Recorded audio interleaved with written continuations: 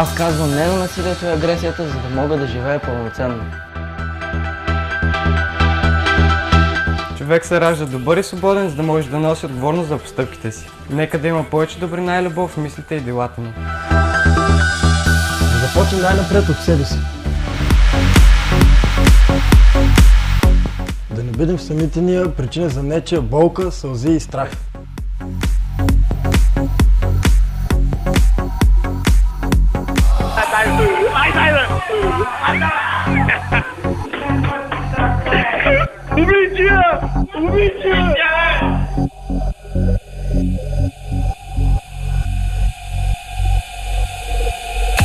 Човече, намери си хоби и използвай адреналина за постигане на мечтите си, а не за психическа и физическа саморазправа.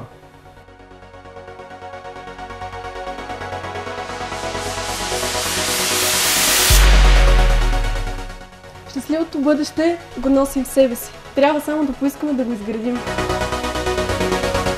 Щастието не е спирка, то е пътуване.